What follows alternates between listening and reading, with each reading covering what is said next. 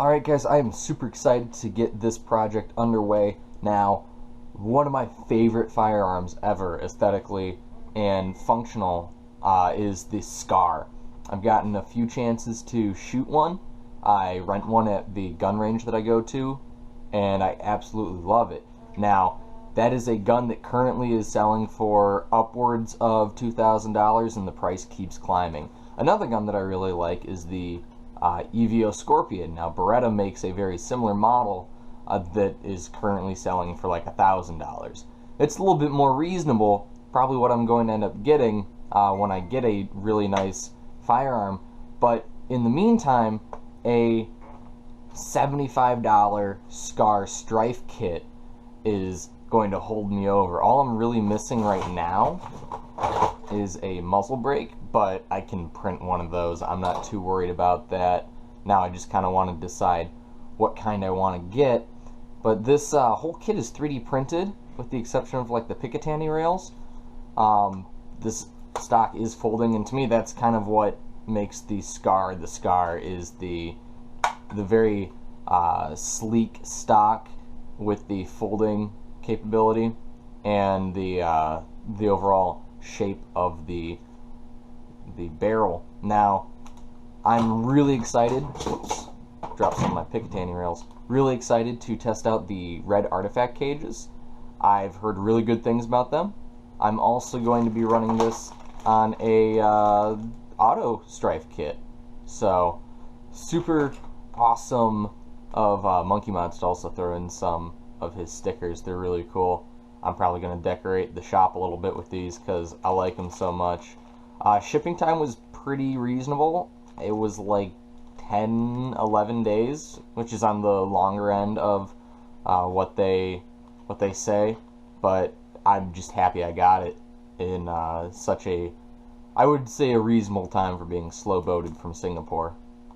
Okay, now that I've got my flywheels wired, I've got my Artifact Red cage with the ribbed blue flywheels put into place. Now this thing, on just a 2S, I'm using a JST connector because I need to save the space in there. Man, it almost feels like it's got some recoil going. It is an absolute powerhouse running on these Rhino motors. Now I left my connections open because the next step is an auto pusher. I've got the full auto kit situated now. This thing is set up to be select fire in a sense.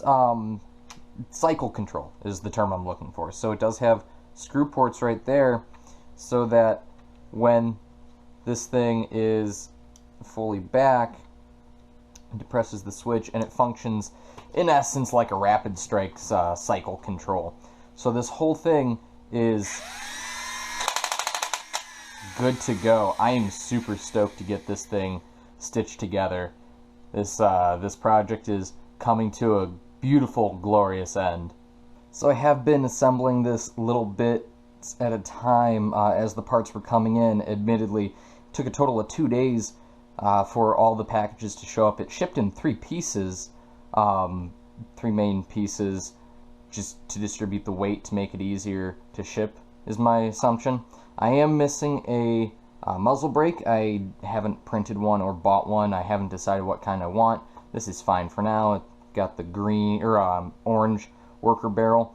Now the Picatinny rails, you do have to put on yourself, but I went ahead and saved the last 2 Picatinny rails to put on camera, and this thing is basically complete now. All that I'm missing is the muzzle brake, which I will print one off. I love this thing.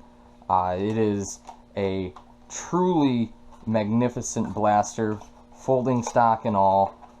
This thing just feels great, and with this full auto kit in it, I am still getting used to this, yikes, folding stock. It has a very strong spring in it, but the overall profile of this blaster is phenomenal. I love it. Very, very responsive. I'm going to go ahead and throw a battery in here and launch a 20-round mag downrange. And finished. I went ahead and swapped the auto pusher back to the regular pusher because, man, full auto is nice, but what you really need is control. Am missing a flash hider. Will print one off. Over at End War FoamCon, I picked up from 3D Printed Solid a battery door. We're actually finishing this video at End War. This is day one, later in the evening, coming back for food and to relax a little bit before going back out. But this has been my primary all day, and these flywheels on a 3S LiPo, super hot.